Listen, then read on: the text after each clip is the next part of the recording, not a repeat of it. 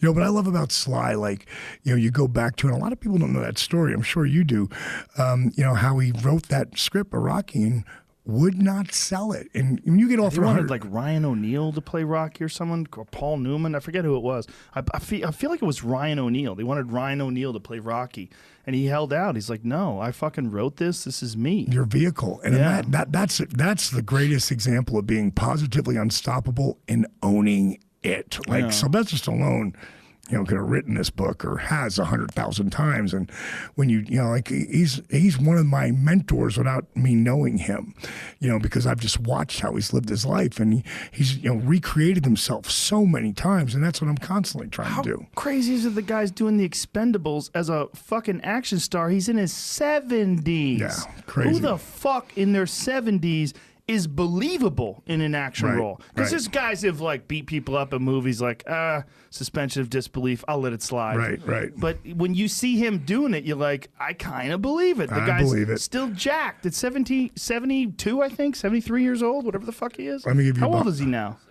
72 years Ridiculous. old. That's fucking insane. Let me give you behind the scenes from Stone Cold Steve Austin, who's like, he's a brother to me, like a real one. Like we lived together, we rode together. One of my best friends, and he's doing the first Expendables, and he's doing, you know, we talk about, I guess he's on the set for about, you know, a couple of weeks by this time, and he says, I'll tell you what, D, and you remember every top alpha dog is in that first movie because he grabbed the heavies of the heavies, the guys who had the biggest names, and Austin said, in a world of alpha dogs, there is one number one guy, and his name is Sylvester Stallone. And he said when he were doing the Hollywood fight in the back, Stallone was like, come on, bring it, like meant it. He broke his fucking neck in that movie. Broke his neck. Have you seen his neck? Like No. they did an x-ray of his neck. He's got these fucking screws keeping his spine together in his neck. He showed it on, it was either Tonight Show or Letterman. But he was on, and they showed an x-ray of his neck. He broke his fucking neck doing that movie. Because he was 68 at the time, 69, and he's getting thrown into a wall. Right, and telling Austin, who's a tough son of a bitch, giant tough son of a bitch, to bring it. Yeah, he wants it to be real. I mean, he is. I mean, look, he got knocked out by Antonio Tarver in one of those Rocky movies. Right. I mean, I think he was deep into his 60s, and he got fucking knocked out. They're doing the boxing scenes where they're going over things, and Tarver cracked him. I would kill to do a workout with him and show him, because no one works out harder than he does. Yeah, look at his neck.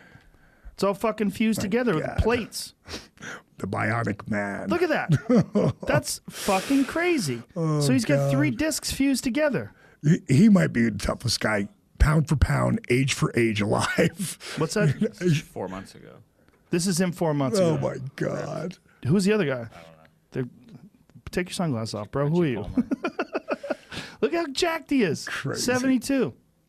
Crazy, man. I love the guy, man. I mean, he's an you want animal. to feel good, just sit down and watch a Rocky movie. No, I interviewed him too. He's a super nice guy. Like real, like self-deprecating, loose, laugh. Doesn't take himself seriously at all. Right. No ego, just joking around. I love it. Easy to, like somebody heckled out. He's like, is that you, Mom? It was really funny. He's a funny guy. That's beautiful. Real nice guy too.